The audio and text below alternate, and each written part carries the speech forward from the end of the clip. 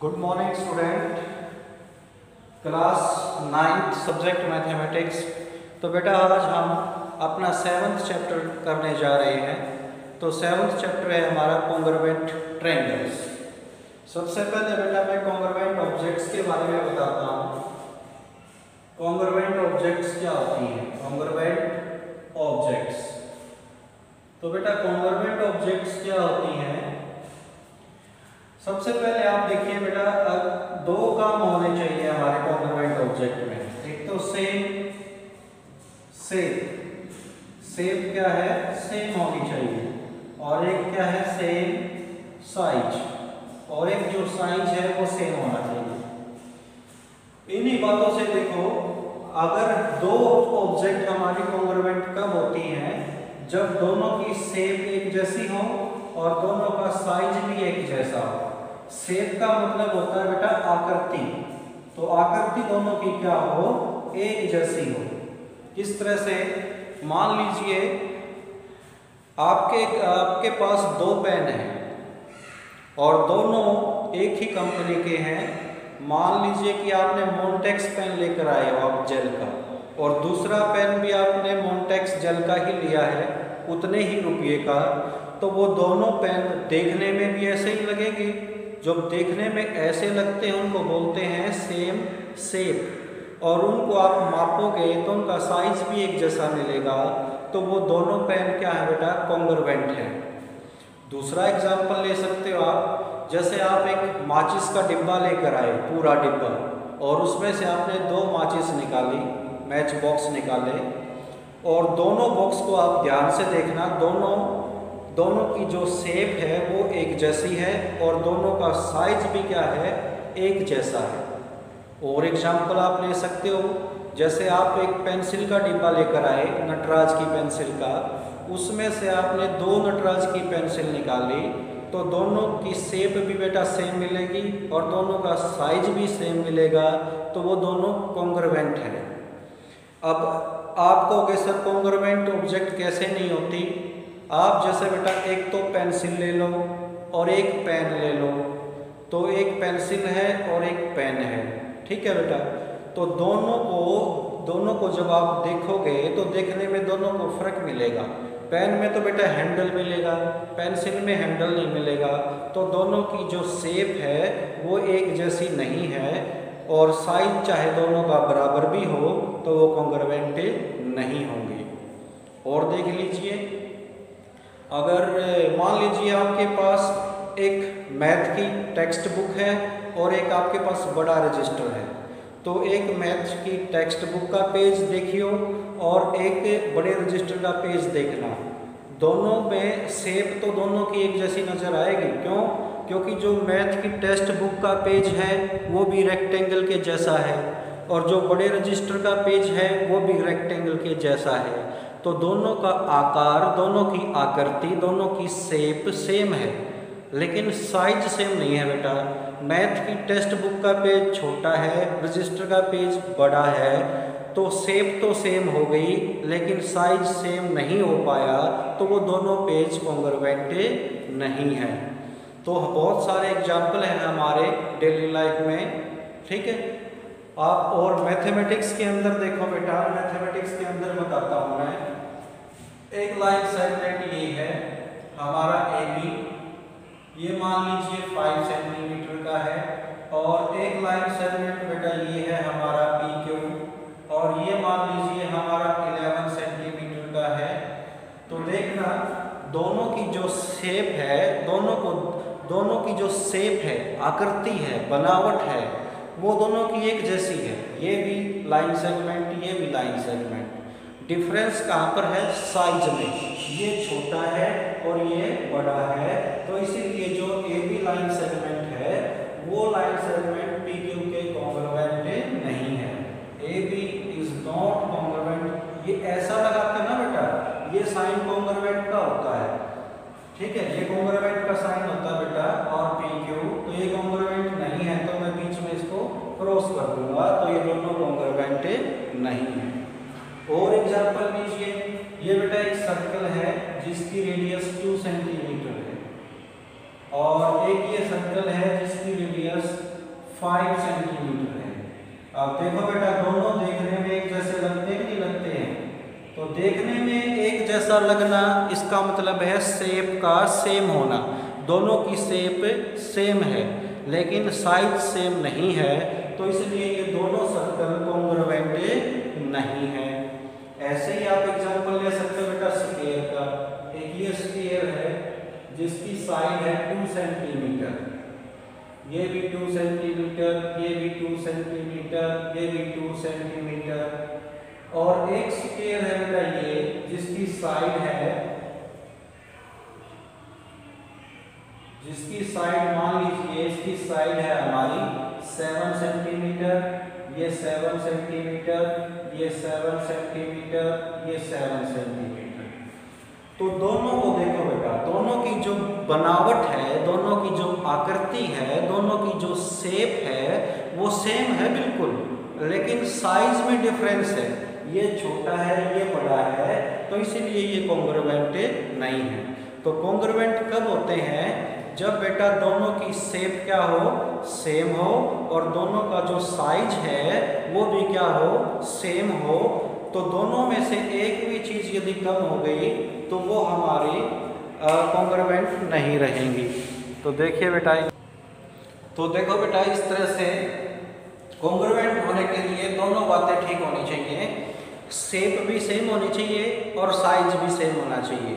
अगर shape same है और साइज सेम नहीं है तब भी वो कॉन्ग्रुएंट नहीं, और यदि साइज सेम है और शेप सेम नहीं है तब भी वो कॉन्ग्रुएंट नहीं है। तो दोनों चीज़ें ठीक होनी चाहिए, दोनों ही शेप भी सेम होनी चाहिए और साइज भी सेम होना चाहिए। तो ये तो हमने अपनी डेली लाइफ के बारे में या मैथमेटिक्स के अंदर कुछ एग्जाम्पल देखे। हमने जो जरूरी है हमारे लिए, कंपलसरी है, नेसेसरी है, वो ट्रायंगल है बेटा। तो ट्रायंगलों के लिए किस तरह से ट्रायंगल कॉन्ग्रुएंट होती हैं, उनके लिए हमारे को क्राइटेरिया बनाए गए हैं। वो सभी क्राइटेरिया आपने अच्छी तरह से समझने हैं, याद रखने हैं। अगर वो आपने अच्छी तरह से समझ लिए और याद रख लिए तो समझो आपको 7th चैप्टर आ जाएगा, नहीं तो भूल जाना बेटा, 7th चैप्टर बिल्कुल नहीं आएगा। कई बच्चे क्या करते हैं, केवल एक्सरसाइज की वीडियो देखते हैं और जो इंट्रोडक्शन की वीडियो बनाते हैं उनको नहीं देखते। तो वो सबसे बड़ी गलती है, सबसे बड़ी कमी है उन स्टूडेंटों की। क्यों? इंट्रोडक्शन का मतलब होता है कि आप उस चैप्टर को कैसे करोगे। जब आपको पता ही नहीं चलेगा कि चैप्टर को करना कैसे है तो आप चैप्टर की वीडियो देखते रहो, आपको समझ में नहीं आएगा। तो जो बेटा इंट्रोडक्शन की वीडियो बनाई जाती हैं वो 100% देखनी है, तभी आपको चैप्टर समझ में आएगा, नहीं तो बिल्कुल भी नहीं आएगा। तो आप सभी बच्चों से रिक्वेस्ट है हाथ जोड़कर, बेटा इंट्रोडक्शन की वीडियो पूरी देखा करो, फिर चैप्टर समझ में आएगा, नहीं तो चैप्टर बिल्कुल नहीं आएगा। तो देखो अब हम ट्रायंगल पे काम करते हैं।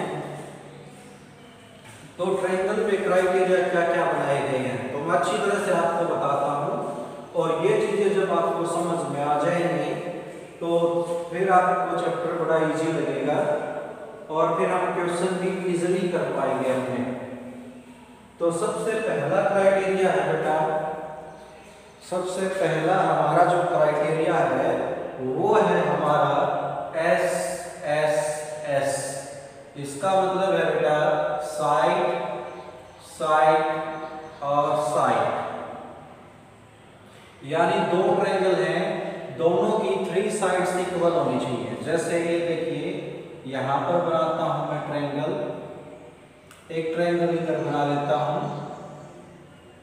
ये A, ये B और ये C और ये P, Q और R। ये मान लीजिए 2 सेंटीमीटर है, ये मान लीजिए 5 सेंटीमीटर है और ये 8 सेंटीमीटर है। ये मान लीजिए 2 सेंटीमीटर है, ये 5 सेंटीमीटर है और ये 8 सेंटीमीटर है। तो देखो बेटा दोनों ट्रायंगलों की तीनों साइड इक्वल है, 2, 2, 5, 5, 8 और 8। जब दो ट्रायंगल की तीनों साइड इक्वल हो तो बेटा वो दोनों ट्रायंगल कॉन्ग्रुएंट होती हैं किस क्राइटेरिया से? SSS से। मैं लिख सकता हूँ triangle ABC is congruent to triangle, ये कॉन्ग्रुएंट का साइन है बेटा, ट्रायंगल PQR। और जब ट्रायंगल कॉन्ग्रुएंट हो जाए, कॉन्ग्रुएंट होने के बाद बेटा कोरस्पॉन्डिंग साइड हमारे कोरस्पॉन्डिंग एंगल इक्वल होते हैं। जैसे ये ए एंगल किसके इक्वल होगा बेटा, P के, तो angle A is equal to angle P। और बेटा जो ये B एंगल है किसके इक्वल होगा, Q के, angle B is equal to angle Q। और बेटा जो ये C एंगल है किसके इक्वल होगा, R के, तो angle C is equal to angle R। और क्या होता है, और हमारी जो AB साइड है बेटा, AB वो साइड कहाँ किसके इक्वल होगी, PQ के। इधर देखना आपने, इधर से ऊपर नहीं देखना, AB किसके इक्वल होगी, PQ के। और बेटा जो BC साइड है वो किसके इक्वल होगी, QR के। BC साइड जो हमारी वो QR के इक्वल होगी। और जो हमारी AC साइड है वो PR के इक्वल होगी, AC is equal to PR। तो ये चीजें कब होती हैं, जब ट्रायंगल कॉन्ग्रुएंट हो जाए तब होती है बेटा। और ये क्या लिखते हैं, कौन किससे, ये बाई CPCT से, CPCT। CPCT क्या होता है बेटा, पहले C का मतलब है कोरस्पॉन्डिंग, P का मतलब है पार्ट, और बीच में O अपनी तरफ से लगाते हैं, और इस C का मतलब है कॉन्ग्रुएंट, और इस T का मतलब है ट्रायंगल। तो corresponding part of congruent triangles, तो ये कोरस्पॉन्डिंग पार्ट है हमारे कॉन्ग्रुएंट ट्रायंगलों के। और जैसे कुछ बच्चे कोरस्पॉन्डिंग का कुछ गलत मतलब निकाल लेते हैं, ध्यान रखना, कुछ बच्चे सोचते हैं कि कोरस्पॉन्डिंग पता क्या होते हैं, जैसे ये एंगल ऊपर है और P भी ऊपर है तो ये दोनों कोरस्पॉन्डिंग है, ये B एंगल इधर है और Q भी इधर है तो ये दोनों कोरस्पॉन्डिंग है। और साइडों को भी पता कैसे पता लगाओगे, AB इस साइड में है और PQ भी इस साइड में है तो ये दोनों कोरस्पॉन्डिंग है। BC ये नीचे वाली और इसकी भी नीचे वाली कोरस्पॉन्डिंग है। ऐसा गलत है बेटा, अगर आप ऐसा सोच रहे हो या ऐसा आपने सीखा है तो बिल्कुल गलत है। कोरस्पॉन्डिंग हम यहाँ से नहीं देखते, कोरस्पॉन्डिंग हम यहाँ से देखते हैं कि कौन किसके कोरस्पॉन्डिंग है। मैं एग्जांपल देकर समझाता हूँ आपको।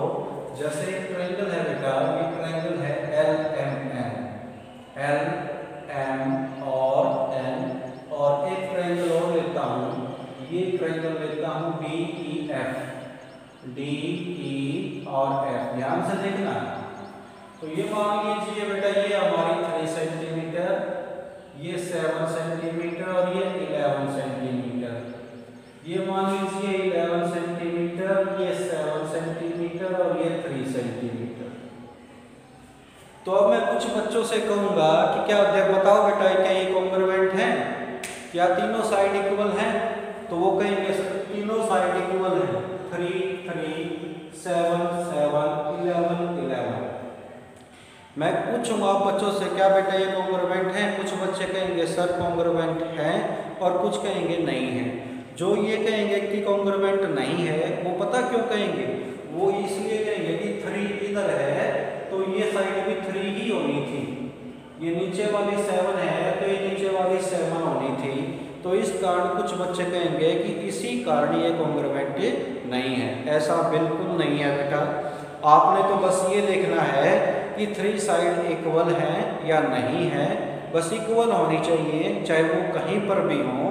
तो तीनों साइड इक्वल आ गई तो कॉन्ग्रुएंट हो गई। तो ये दोनों ट्रायंगल कॉन्ग्रुएंट हैं। अब बारी है नाम लिखने की।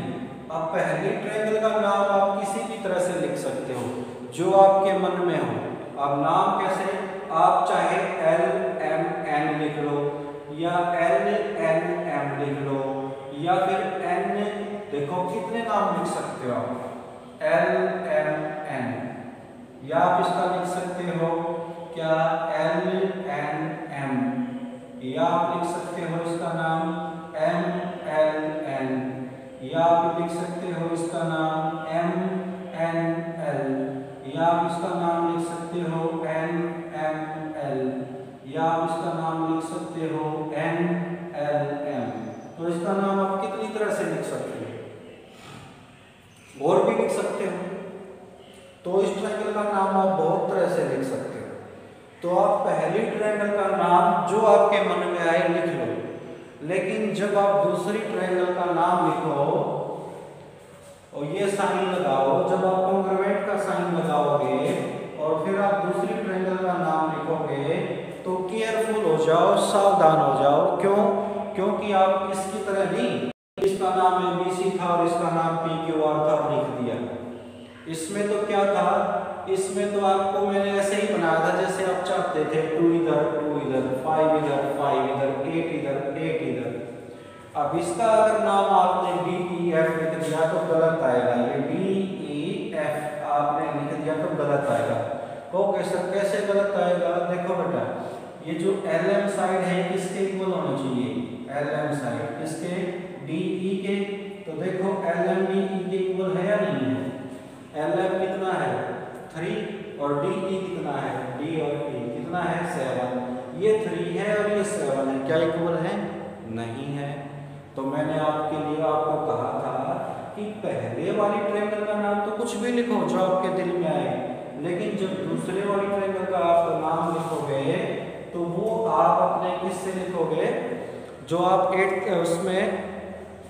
क्लास में आपने किया था ना कॉन्ग्रुएंट का चैप्टर, वहां पर एक वर्ड था सिंबॉलिक फॉर्म, सिंबॉलिक फॉर्म।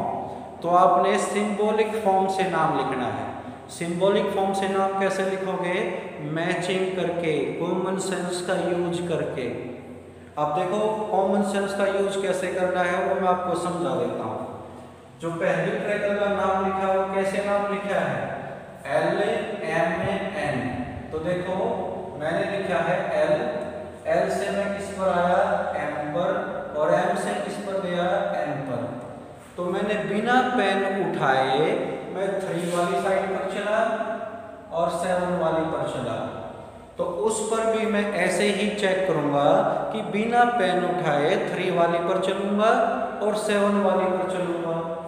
तो यहां से चलता हूं, यहां से देखो पहले तो मैं 3 वाली साइड पर चला और बिना पेन उठाए फिर 7 वाली पर चला।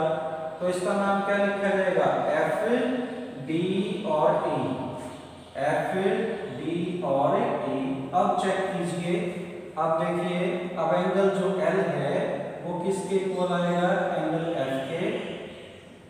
और एंगल M है वो किसके इक्वल आएगा? एंगल D के। और एंगल N है वो किसके इक्वल आएगा? एंगल E के। और जो LM साइड है पहले तो वो किसके इक्वल है बेटा? FD के पहले दो। और जो MM साइड है पिछले दो वो किसके इक्वल है बेटा? पिछले दो DE के। और जो थर्ड साइड है हमारी पहला और थर्ड LN, और उस पर भी पहला और थर्ड FE के। अब आप मैच करके देख सकते हो, बिल्कुल राइट मिलेगा। LM और FD इक्वल है तो LM कितना है? 3 और FD कितना है? F और D। तो देखो 3 है या नहीं है? MN कितना है? 7। तो DE के इक्वल है तो DE भी 7 मिलेगा। तो बेटा ये वाले कोरस्पोंडिंग यहाँ से देखे जाते हैं कि ये कोरस्पोंडिंग साइड है, ये है कोरस्पोंडिंग साइड जो इक्वल है। तो कोरस्पोंडिंग आप इस लाइन से देखते हो कि ये कोरस्पोंडिंग कौन किसके कोरस्पोंडिंग है, वो यहाँ से देखा जाता है, इन पिक्चर से नहीं देखा जाता।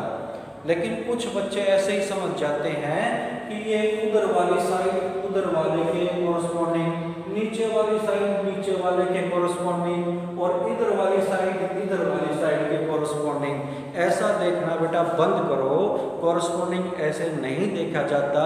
और किसी ने ऐसा मन में बैठा रखा है तो उसको हटा दे। कोरस्पोंडिंग यहाँ से देखा जाता है जब कॉन्ग्रुएंट लिख चुके हो, ये है कोरस्पोंडिंग। और ये भी मैंने आपको बताया कि पहली ट्रायंगल का नाम कुछ भी लिख दो, जब कॉन्ग्रुएंट का साइन यूज करो तो दूसरी ट्रायंगल का नाम, उसका मतलब है सिंबॉलिक फॉर्म, उसका नाम आप अपने दिमाग का यूज करके, कॉमन सेंस का यूज करके लिखना। तो ये हुआ हमारा कौन सा क्राइटेरिया, SSS। अब हम चलते हैं अपने सेकंड क्राइटेरिया पर।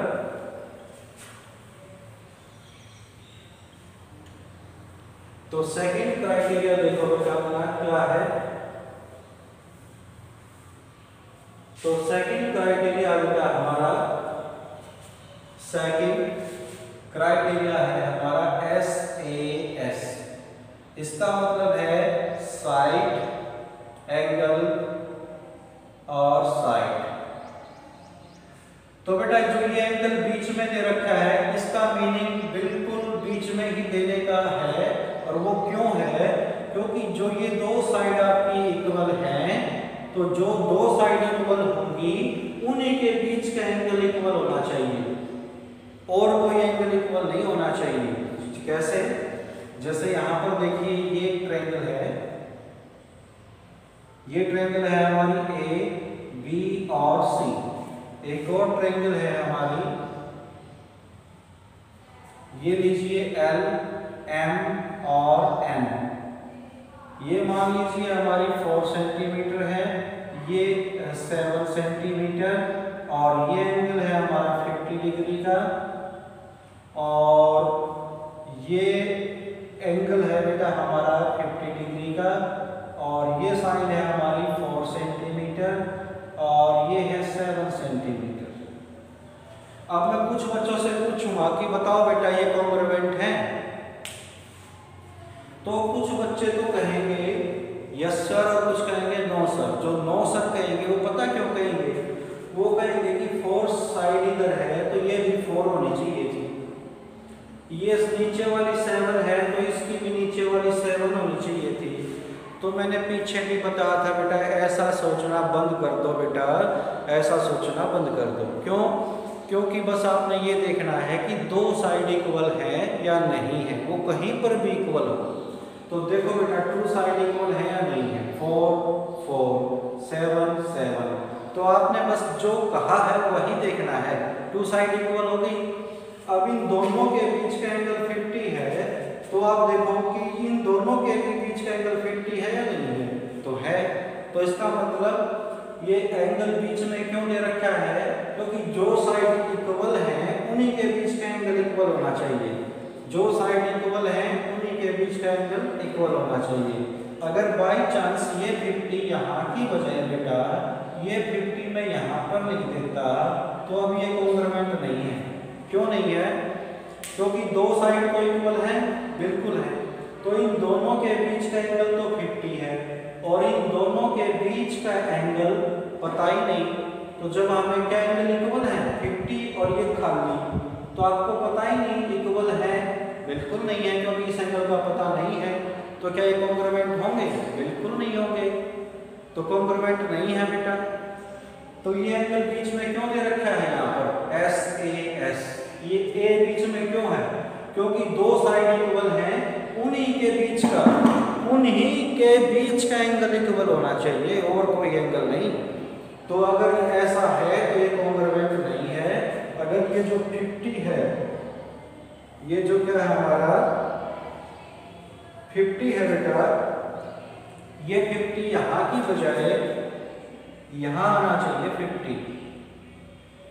अब 50 देखो, दोनों के बीच का 50, दोनों के बीच का 50 कॉन्ग्रुएंट। तो आप कैसे लिखोगे? यहाँ पर देखो ट्रायंगल, इसका नाम आप कुछ भी लिख सकते हो, फर्स्ट ट्रायंगल का नाम ABC, कुछ भी ना किसी भी तरह से लिख दो।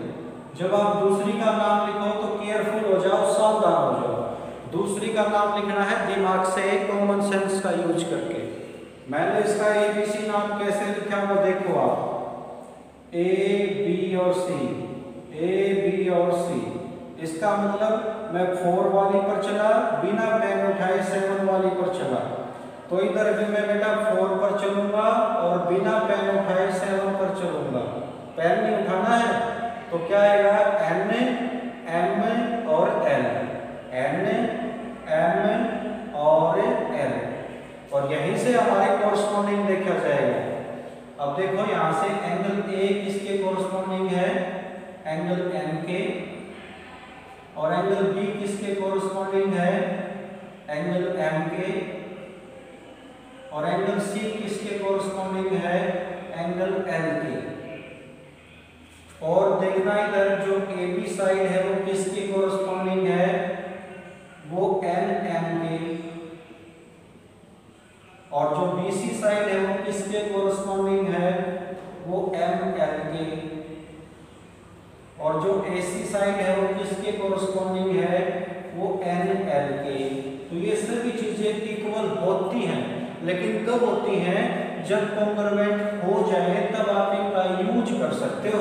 अगर कॉन्ग्रुएंट नहीं है तब आप इनका यूज तो दूर की बात, इनको आप लिख भी नहीं सकते। तो ये कॉन्ग्रुएंट होने के बाद आप इनका फायदा उठा सकते हो। और ये चीजें किससे आती हैं, बाय सिप्लिसिटी।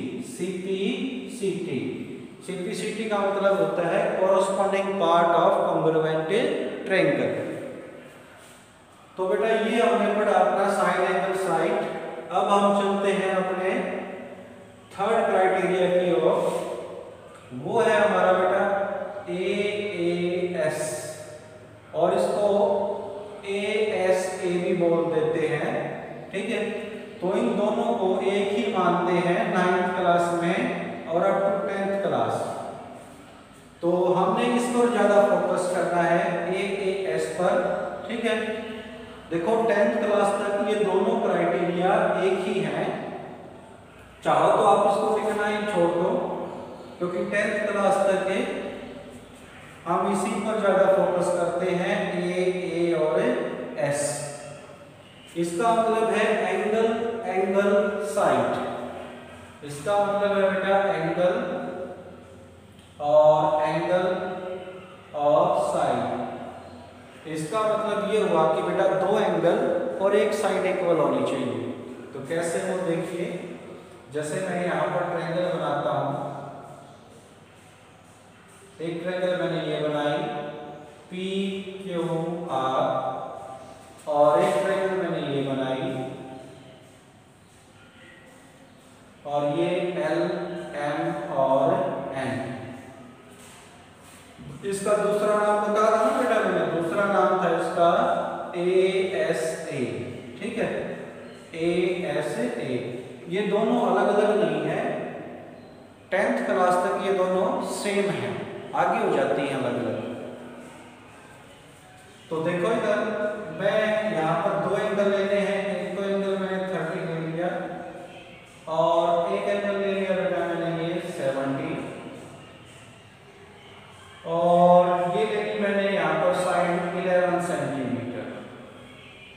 तो ये एंगल मैंने ले लिया 70 और ये मैंने एंगल ले लिया 30 और ये साइड ले ली मैंने 11 सेंटीमीटर।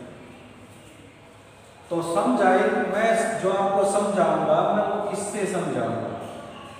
इसका मतलब क्या है, एंगल साइड एंगल, इसका मतलब है एंगल फिर साइड और फिर क्या है एंगल, यानी जो एंगल इक्वल हैं दो, उनके बीच की ही साइड इक्वल होनी चाहिए, तभी तो साइड किसमें दे रखी है, बीच में।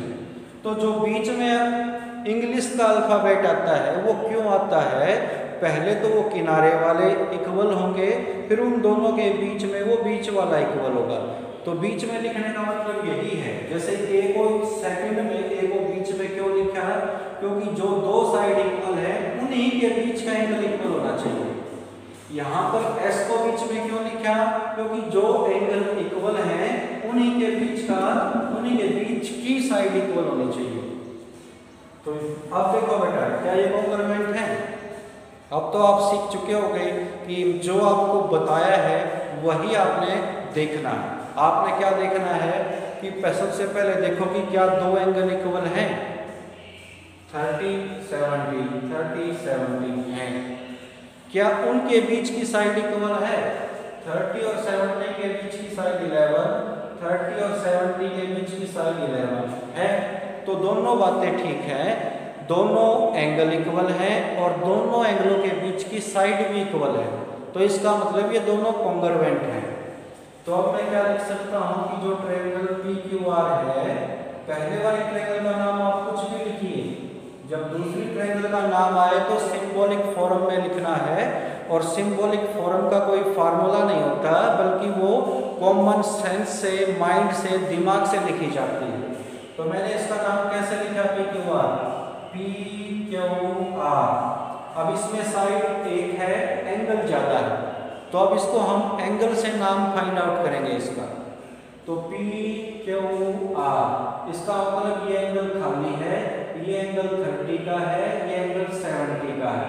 तो इसका नाम कैसे लिखा, एम्पटी 30 70। तो उसका भी नाम कैसे लिखेंगे, एम्पटी 30 और 70। तो क्या आ जाएगा उसका नाम, NLM। अब आप कुछ बच्चे कहेंगे सर उसमें तो आप साइड से देख रहे थे, इसमें आप एंगल से देख रहे हो। अगर साइड ज़्यादा है तो बेटा सिंबॉलिक फॉर्म साइडों से लिखनी है, अगर एंगल ज़्यादा है तो बेटा सिंबॉलिक फॉर्म एंगल से पता लगाना है।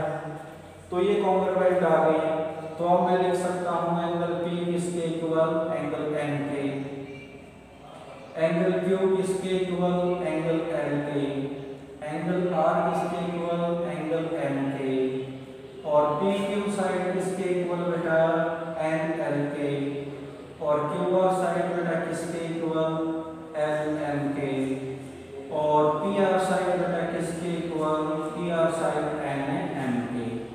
तो ये किससे हैं, बाई CPCT से हैं। आप इनका यूज तब कर सकते हो जब ट्रायंगल कॉन्ग्रुएंट आ जाए।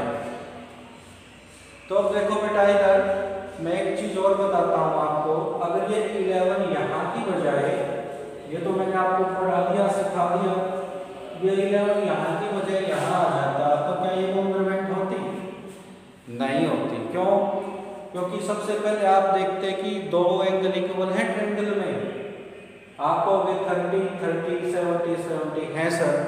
फिर मैं कहूँगा आपसे क्या जो दो एंगल इक्वल हैं क्या उनके बीच की साइड इक्वल है, तो इन दोनों एंगलों के बीच की साइड नहीं है, और इन दोनों एंगलों के बीच की साइड 11 है, तो क्या इक्वल है।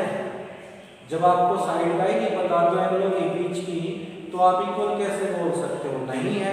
तो क्या ये कॉन्ग्रुएंट होंगी, तो अब ये कॉन्ग्रुएंट नहीं है।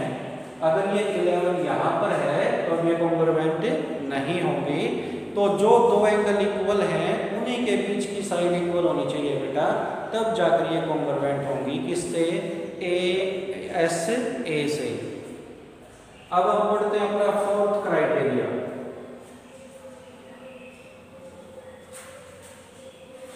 अब हम पढ़ते हैं बेटा अपना फोर्थ क्राइटेरिया। तो ये हमारा लास्ट क्राइटेरिया है, फोर्थ वाला, ध्यान से देखना है। ये हमारा बेटा RHS। RHS का मतलब होता है बेटा, RHS, R का मतलब है 90 डिग्री का एंगल, और H का मतलब है हाइपोटेन्यूज, और S का मतलब है बेटा एनी साइड, कोई भी एक साइड इक्वल हो। तो मैं यहाँ पर दो ट्रायंगल बनाता हूँ। एक ट्रायंगल मैंने ये बनाई, राइट एंगल ट्रायंगल ABC, और एक ट्रायंगल मैंने ये बनाई, ये PQ और R, ये भी राइट एंगल ट्रायंगल है। अब देखिए मैं इसको लेता हूँ, ये हमारा 13 सेंटीमीटर, इसको लेता हूँ 5 सेंटीमीटर, और इसको 13 सेंटीमीटर, और ये 5 सेंटीमीटर। तो इन दोनों ट्रायंगलों में हमें क्या देखना होता है बेटा, एक तो आप R देखिए, R का मतलब क्या, दोनों में राइट एंगल है, राइट एंगल का मतलब 90 डिग्री का एंगल, दोनों में 90 डिग्री का एंगल है।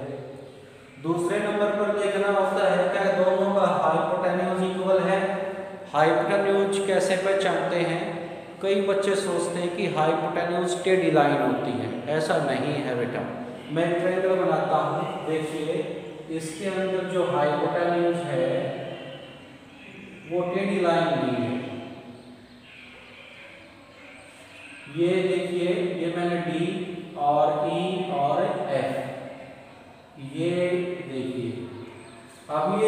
राइट एंगल ट्रायंगल है हमारा, है या नहीं है?